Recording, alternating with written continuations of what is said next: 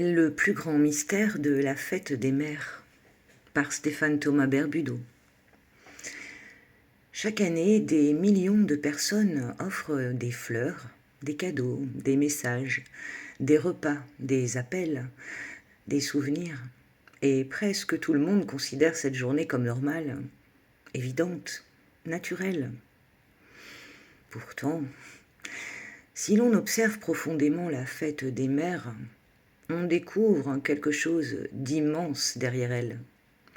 Parce qu'au fond, cette journée ne parle pas seulement des mères, elle parle du lien originel humain.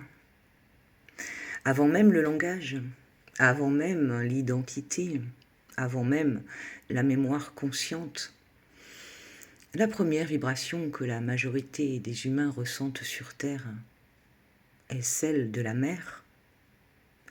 Le premier battement entendu, le premier rythme, la première sécurité, le premier regard, le premier contact, la première nourriture, le premier refuge. Et cela laisse une empreinte gigantesque dans le système nerveux humain, bien plus immense que ce que la majorité imagine. Parce qu'en réalité, une grande partie de toute la vie humaine se construit ensuite autour de cette première fréquence. La façon d'aimer, la façon de se sentir en sécurité, la capacité à recevoir, la peur de l'abandon, la sensation d'être assez, la relation au manque, la relation au corps, la relation à la douceur, la relation au monde. Tout cela est souvent relié très profondément au lien maternel initial, même lorsque la personne pense avoir oublié. Et c'est là que commence le vrai mystère. Car la fête des mères agit souvent comme un révélateur émotionnel collectif, une sorte de miroir annuel gigantesque. Certaines personnes ressentent de la joie, de la gratitude, de la tendresse. Mais d'autres ressentent du vide, de la colère, de la tristesse, de la culpabilité, du manque, de la confusion, de la douleur. Et beaucoup ne comprennent même pas pourquoi cette journée les bouleverse autant. Parce qu'en réalité, la mère biologique ne représente pas uniquement une personne, elle représente souvent la source, l'accueil, la vie, la sécurité, la nourriture émotionnelle, la connexion au vivant.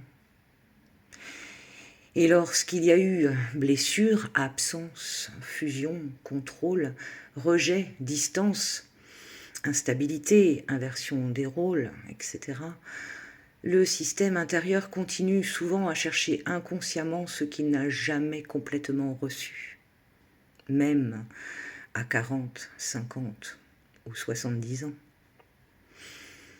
C'est pour cela que cette journée active autant de choses invisibles.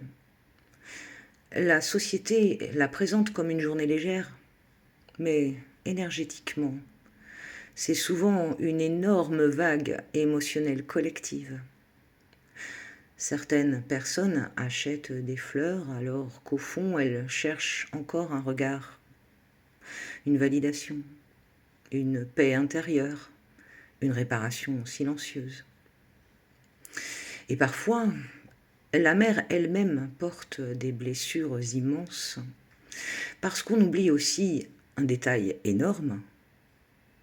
Toutes les mères ont elles-mêmes été des filles avant cela, avec leurs propres manques, leurs propres blessures, leurs propres peurs, leur propre mémoire familiale.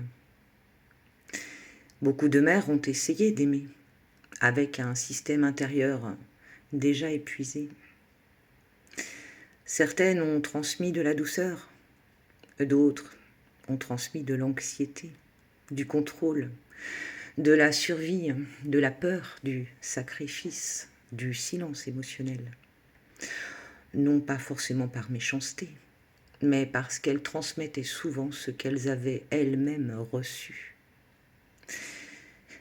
Et c'est ici qu'apparaît un autre immense mystère, les lignées émotionnelles. Car beaucoup de comportements se transmettent de génération en génération sans être remis en question. Des phrases, des peurs, des habitudes, des façons d'aimer, des façons de culpabiliser, des façons de se taire, comme des programmes invisibles traversant les familles. Et parfois, une personne devient celle qui commence enfin à voir cela.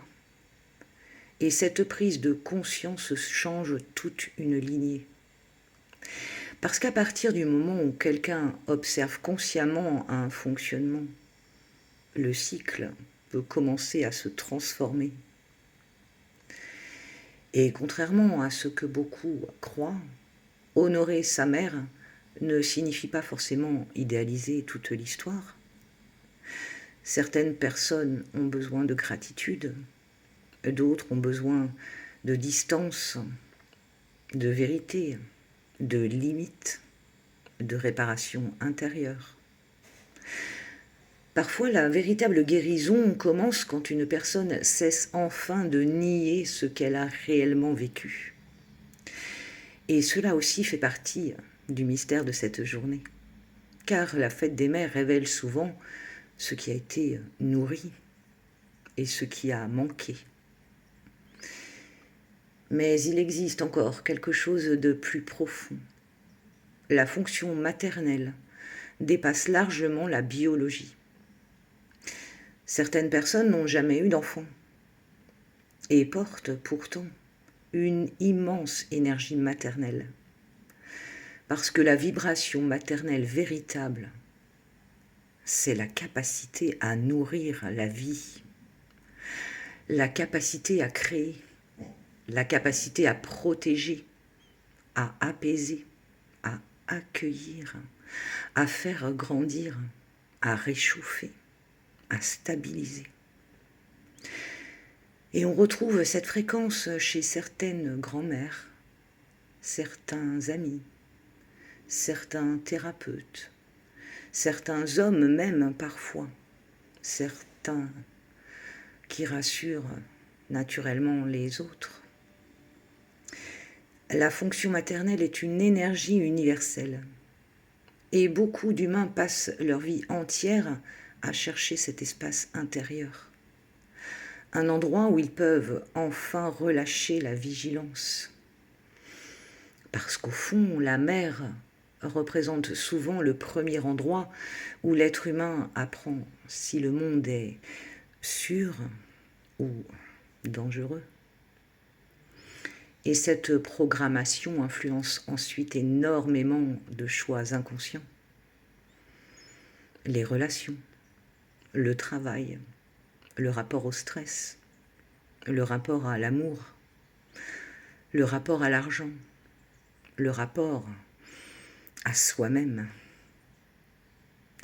C'est aussi pour cela que certaines personnes deviennent extrêmement fusionnelles avec leur mère, comme si le système n'avait jamais réussi à terminer la séparation intérieure. Alors que d'autres coupent totalement le lien émotionnel pour survivre intérieurement. Et souvent, aucun des deux extrêmes n'apporte réellement la paix.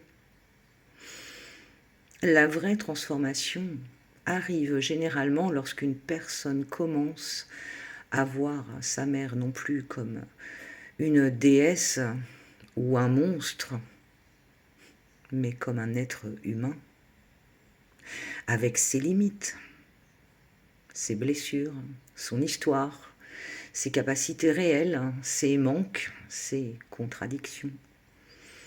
Et cela change énormément de choses intérieurement. Parce qu'à ce moment-là, la personne peut enfin commencer à récupérer sa propre énergie de vie. La fête des mères cache aussi un paradoxe immense. Plus une société devient rapide, stressée et déconnectée, plus les humains recherchent inconsciemment des symboles de sécurité émotionnelle.